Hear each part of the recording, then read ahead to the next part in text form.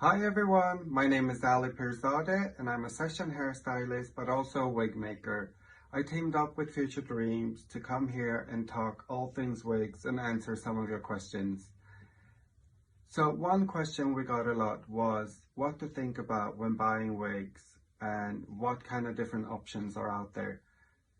I just wanted to go through some different common options that you can find. So one of them is the track back with closure on top, and this is the most common to get at most beauty supply stores. And that means it has a track back and it has a closure on top where the hair lays flat. What this does, it's a very great option. They're often much more affordable, but when going for shorter wigs or that supernatural feel, I think these are a bit more trickier than the other options I'm going to show you. As you see here, for example, it can shine through, but definitely a good option. So I will go and look and see if you can find anything like that. The second option you can have is, which I recommend, these two other ones, I do recommend both of them. And it is either having a lace front with a monofilament closure on top or a full lace wig. Monofilament is a word that's good to know, and monofilament refers to a silicone base that often can be found in the parting of your wig, and that gives you the illusion of scalp, like this unit here. Let me see, there we go. So this one here has monofilament parting, so that gives you the illusion of scalp. And then if you have a lace front, even with the track backs, you could always find options with monofilament as well. So that's a good one to think about. The third different option, and the one I actually highly recommend, is a full lace wig. So this is a full lace wig, and generally with laces, I do recommend them being hand tied, which means they've been hand tied strand for strand, and it's not as dense and sharp as a machine tied is. This is a full lace wig, and it is by my brand AP Wigs. And what I wanted to show you here is, I know usually with full lace wigs you have to tape it down and glue it down along the hairline to keep it secure.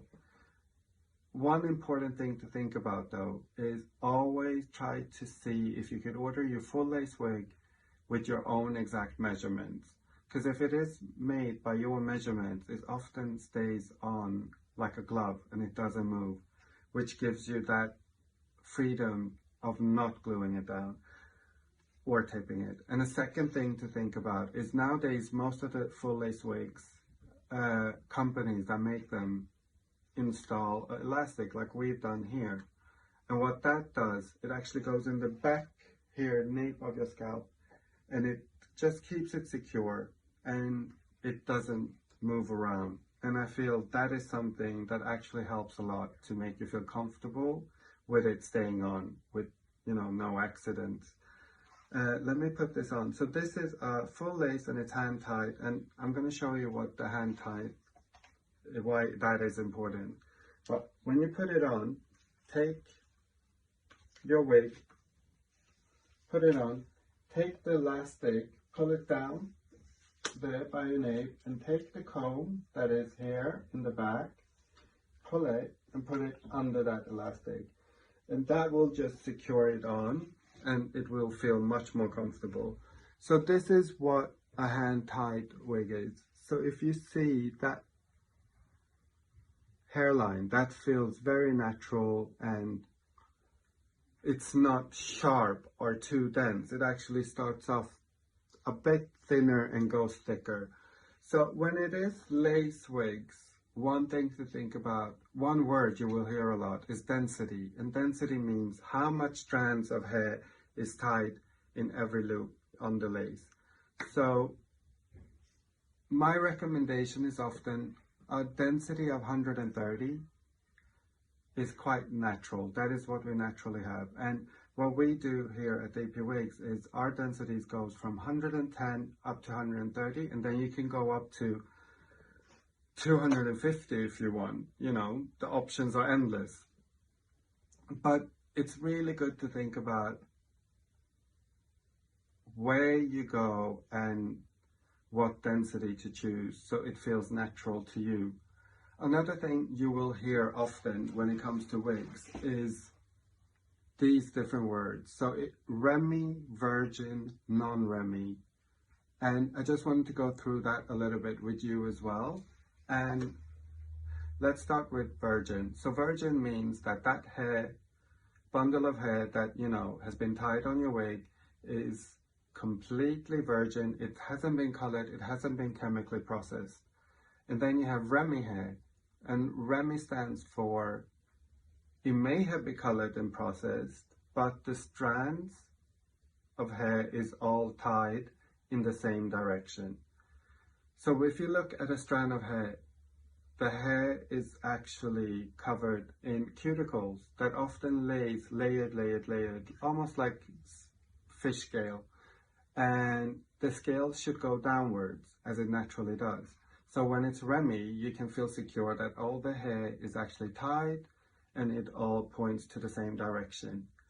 And then you have a word you also can hear quite often, and that is non-Remy hair. And non-Remy hair means it's tied, but they haven't checked the direction of hair. So some cuticles can go upwards, some can go downwards. And what that does in the long run, they're actually often more affordable in price. They're often a bit cheaper, but they actually tangle up much quicker. They have shedding and breakage much more often.